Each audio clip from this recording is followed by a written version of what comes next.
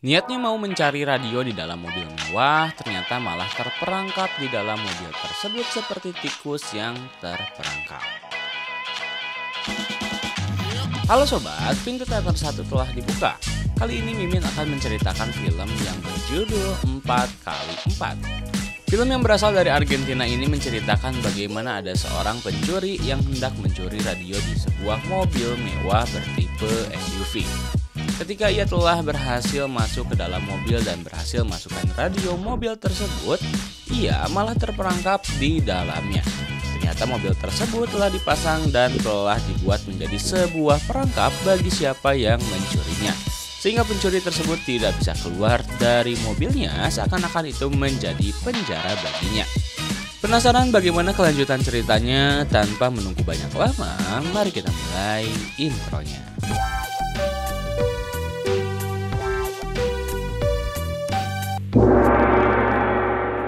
Scene pertama, scene memperlihatkan kondisi Argentina yang hampir semua tempat memiliki fasilitas keamanan yang cukup terjaga. Ternyata hal ini disebabkan karena pada saat itu kondisi di sana sangat banyak kasus kejahatan, khususnya pencurian dan perampokan. Dimulai dari pagar besi hingga para masyarakat di sana memelihara anjing penjaga bahkan CCTV milik mereka, sampai diamankan oleh kotak besi. Kemudian, scene berlanjut. Scene memperlihatkan ada sebuah mobil yang sedang parkir di ujung jalan. Kemudian, pria berbaju pink yang bernama Ciro melakukan aksi pencuriannya terhadap mobil tersebut. Dengan santuinya, Ciro dengan mudahnya dapat membuka mobil tersebut kemudian membobol radio di sana. Lalu, Ciro mengecek barang yang lainnya. Kemudian, Ciro mendapatkan sebuah kacamata hitam. Untuk meluapkan keberhasilan karena telah memasuki mobil tersebut, Ciro sempat mengencingi bagian jok belakang. Tak berlangsung lama, Ciro memutuskan untuk keluar dari mobil tersebut. Akan tetapi, disinilah malapetaka bagi hidupnya telah dimulai, karena ia malah terjebak di dalam mobil curiannya tersebut.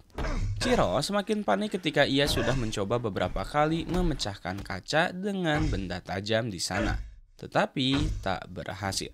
Lalu, langkah selanjutnya yang ia lakukan mencoba membuka pintu mobil. Sialnya, ia malah mendapatkan luka pada tangannya ketika untuk berusaha membuka pintu dengan cara paksa.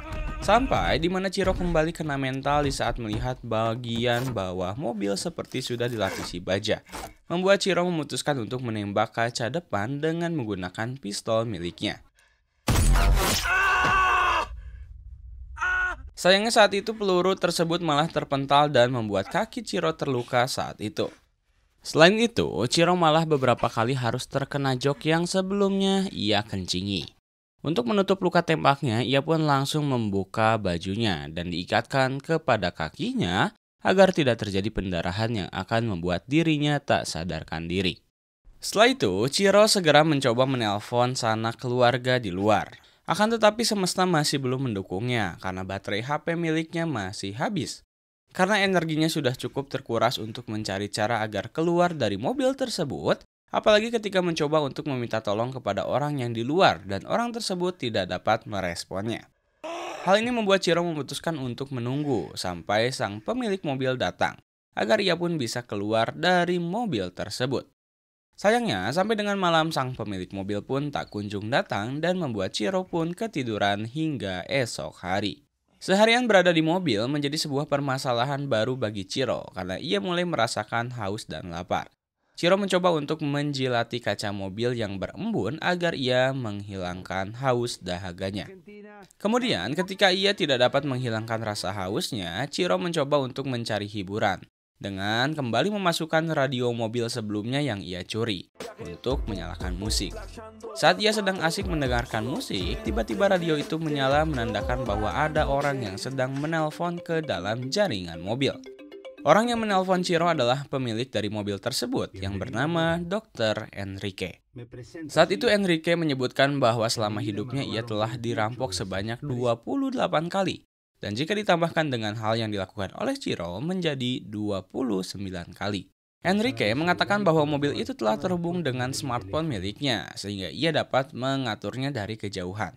Dengan pengalaman 29 kali dicuri oleh orang yang tak bertanggung jawab, membuat Enrique memiliki ide untuk menjebak pencuri dengan memasang alat-alat yang canggih di mobilnya. Seperti bahan-bahan yang cukup kuat, yakni pertama Enrique menggunakan kaca anti peluru, lalu peredam suara, dan pengunci ban mobil tersebut. Sehingga tidak ada guncangan ketika digoyangkan atau mobil tersebut telah dimatikan suspensinya. Akan tetapi Enrique menyebutkan bahwa mobil tersebut memiliki akses ke dalam tangki bensinnya, tidak dilapisi oleh lapis baja. Karena ia menyebutkan jika ingin meledakkan mobilnya itu dapat dilakukan saja dari kejauhan. Mendengar bahwa dirinya sedang dijebak oleh seseorang membuat Ciro sangat marah dan mengancam Enrique bahwa ketika ia keluar, Ciro akan segera membunuhnya. Setelah Enrique menutup teleponnya, dia langsung menyalakan pendingin mobil membuat Ciro kembali menggunakan pakaian yang sebelumnya ia gunakan untuk menekan luka tembak. Karena pada saat itu suhu di dalam mobil sangat dingin. Setelah itu, Ciro mencoba kembali meminta tolong kepada polisi yang berada di luar hal yang dilakukannya. Menjadi hal yang sia-sia karena selain memiliki kaca anti peluru, kaca tersebut tidak dapat dilihat dari luar mobil. Bahkan dengan santuinya polisi tersebut malah menempelkan secari kertas tilang di atas mobil tersebut. Tak lama kemudian Enrique kembali menelpon Ciro. Saat ini Enrique menanyakan terkait dengan identitas Ciro. Dan ia pun berjanji jika Ciro memberikan identitasnya, akan besar kemungkinan bahwa Enrique akan memberikan minum kepadanya. Dengan penuh pengharapan bahwa hal itu akan diberikan oleh Enrique, Ciro pun menyebutkan nomor identitas dirinya, beserta data-data yang lainnya. Enrique akhirnya memberikan informasi mengenai minuman yang akan Ciro dapatkan, yakni di belakang bagian mobil terdapat selang pembersih kaca, dan terdapat sedikit air di sana. Setelah haus hilang, lapar pun tiba dan entah ada di mana tiba-tiba ada seekor jangkrik di depan Ciro. Tapi Ciro belum kepikiran untuk memakan jangkrik tersebut. Kemudian luka yang dideritanya pun akhirnya memberikan dampak kepada tubuhnya, yakni saat ini Ciro merasakan demam serta menggigil karena ia belum mendapatkan pasokan energi dan belum mendapatkan perawatan luka bagi kakinya tersebut. Bahkan di sini Ciro sempat berkonsultasi dengan Enrique terkait dengan lukanya yang sudah terindikasi infeksi. Hal yang dilakukan Enrique adalah kembali menyalakan penghangat di mobil tersebut, serta memberikan saran kepada Ciro untuk beristirahat agar demamnya menurun. Enrique kembali menceritakan beberapa kronologi ketika dahulu ia barang-barangnya dicuri, dan menceritakan bahwa dirinya sedang mengidap penyakit kanker yang membuat Enrique tidak akan hidup lebih lama lagi. Mendengar Enrique mengoceh terus membuat Ciro sempat tak sadarkan diri beberapa saat. Setelah itu Ciro seperti mendapatkan kembali harapan dengan adanya seorang pencuri yang berusaha membobol mobil tersebut. Sayangnya pencuri tersebut malah kepergok oleh pihak kepolisian yang sedang berjaga di sana dan menjadikan bahwa itu hanyalah harapan palsu bagi Ciro. Lalu untuk mengisi waktunya, Ciro mencoba mencari kesenangan dengan benda-benda yang berada di dalam mobil. Bahkan sesekali untuk menghilangkan rasa laparnya, ia memakan buku panduan mobil. Lalu Ciro pun meminum air kencingnya sendiri dengan penuh jijik dan mual. Ketika malam hari pun Ciro mendapatkan pemandangan yang membuat dirinya semakin tertekan ketika melihat ada Shopee Food yang mengantar makanan kepada salah seorang warga di sana. Di sini pun Ciro sempat ingin memakan jangkrik yang berada di dalam mobil. Akan tetapi karena Ciro menilai itu adalah makhluk hidup selain ia di mobil, membuat Ciro menjadikannya teman. Keesokan harinya Enrique kembali menelpon Ciro. Saat itu tanpa ada hujan dan angin, Enrique memberikan info bahwa di dalam mobil tersebut ada sebuah coklat yang dapat dimakan Ciro. Dengan penuh rasa laparnya, Ciro langsung bergegas mengambil coklat tersebut serta menghabiskannya dengan cepat. Coklat tersebut cukup memberikan beberapa tenaga bagi dirinya. Ciro kembali berusaha membuat lubang di pintu mobil. Sayangnya lubang itu hanya berukuran kecil. Apalagi ketika Ciro mencoba untuk meminta tolong ke arah luar. Orang-orang di sana pun tidak ada yang meresponnya. Setelah itu Enrique kembali menelpon Ciro. Enrique memberitahu bahwa dirinya telah menemukan istri Ciro dan keluarganya. Saat itu pula Enrique telah memberikan beberapa uang yang cukup besar kepada mereka dan mengatakan bahwa Ciro telah memenangkan sebuah lotre. Setelah itu Enrique menanyakan kepada Ciro apakah ia pernah membunuh seseorang. Di sini Ciro mencoba untuk menjawab pertanyaan dari Enrique yang menjawab dengan jawaban bahwa dirinya tidak pernah membunuh seseorang. Ini menjadi bumerang bagi Chiro karena dengan kebohongannya Enrique marah kepada Chiro. Sebelum itu Enrique telah mengetahui rekam jejak kasus yang pernah dilakukan oleh Chiro, yakni Chiro pernah membunuh seseorang sebelumnya. Di sini Enrique memutuskan akan menghukum Chiro atas perbuatannya tersebut dan akan mengurungnya di mobil 4x4 lebih lama. Terlihat penyesalan dari raut wajah Chiro saat itu. Ia telah berbohong kepada Enrique. Scene berganti ketika malam hari setelah Chiro mencoba untuk mengeluarkan jangkrik temannya keluar menggunakan bolong yang sebelumnya ia berhasil buat. Chiro mencoba untuk menyalakan mobil tersebut dan ternyata hal itu berhasil. Ini menjadi cahaya yang besar bagi dirinya, sehingga kala itu mobil yang tidak bisa dikendarai secara maju ke depan, Chiro mengendarai mobil tersebut dengan cara mundur. Nantinya mobil itu akan ditabrakkan ke tiang listrik agar kaca belakang mobil rusak. Usahanya pun berhasil, Chiro akhirnya keluar dari mobil dan berlari ke supermarket terdekat. Di sana ia langsung mengambil beberapa makanan dan minuman agar menghilangkan haus dahaga yang selama ini menerpa dirinya. Di saat yang bersamaan di situ ada seseorang mencoba untuk menangkap dan mengganggunya. Tanpa basa-basi, Chiro yang selama ini mengalami tekanan mental yang begitu besar, akhirnya ia mengacungkan pistolnya dan membunuh pria tersebut. Tak berlangsung lama tiba-tiba terdengar suara dering telepon kembali dan ternyata semua itu hanyalah mimpi yang dialami oleh Chiro.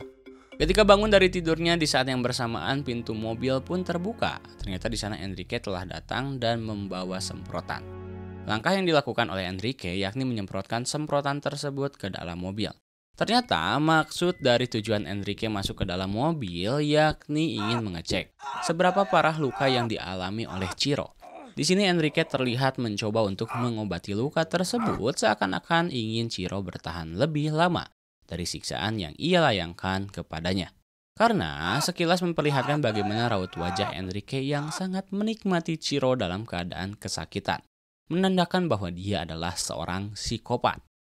Beruntungnya ketika Enrique mendapatkan sebuah telepon, ini menjadi kesempatan bagi Chiro ketika ia tersadar langsung melayangkan serangan balasan kepada Enrique.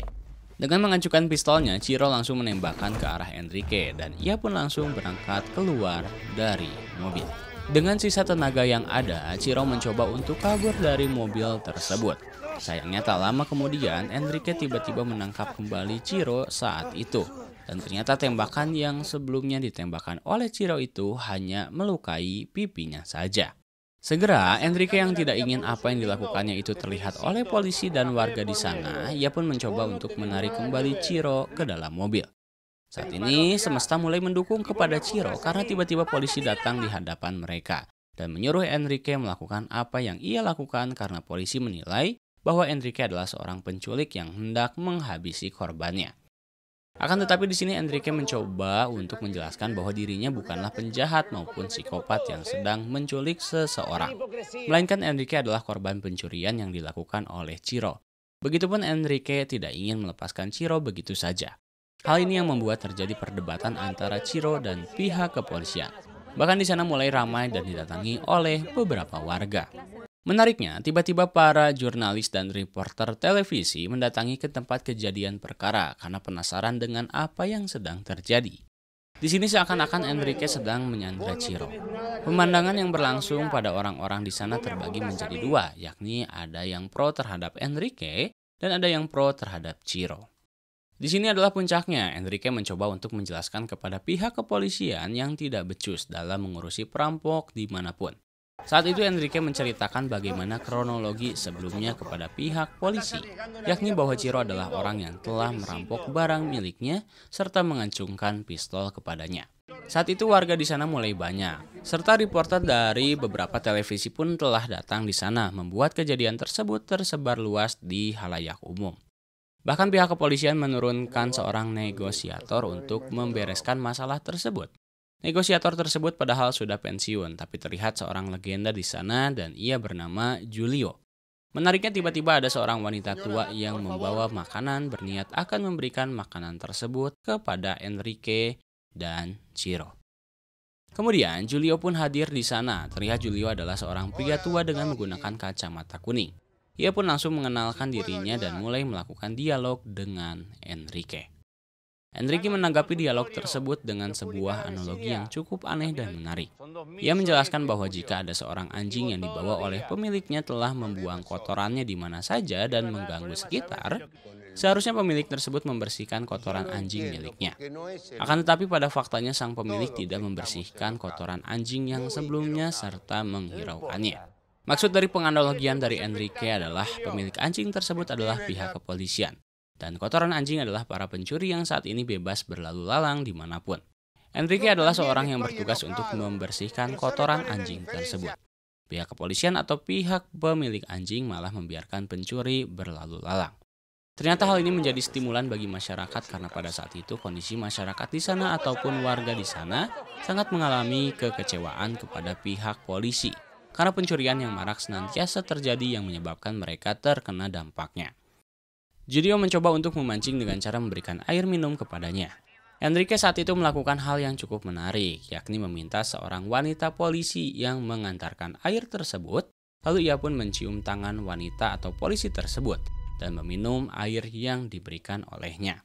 Lalu Julio pun mendatangi Enrique. Terjadi percakapan yang cukup dalam antara mereka, karena Julio menjelaskan tentang masa lalunya. Ia berasal dari keluarga yang biasa saja, bahkan ia memiliki seorang ayah yang tunawisma.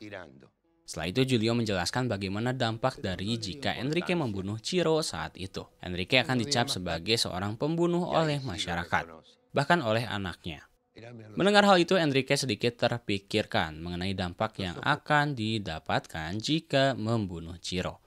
Tidak hanya itu, ternyata para warga di sana mulai menyorakinya. Di sana ada dua nada sumbang, yakni menyuruh Enrique untuk membunuh Ciro dan menyuruh Enrique untuk tetap membiarkan Ciro hidup. Dengan pergejolakan batin yang ia hadapi, akhirnya Enrique memutuskan untuk melepaskan Ciro dan ia pun masuk ke dalam mobil miliknya.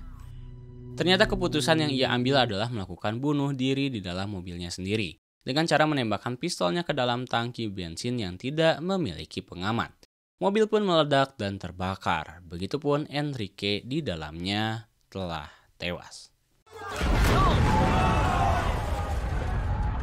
Scene terakhir, ternyata publik mulai terpengaruh terhadap apa yang sebelumnya terjadi. Mereka menyadari bahwa pencurian yang senantiasa terjadi akibat dari pihak kepolisian yang belum memiliki sistem yang kuat.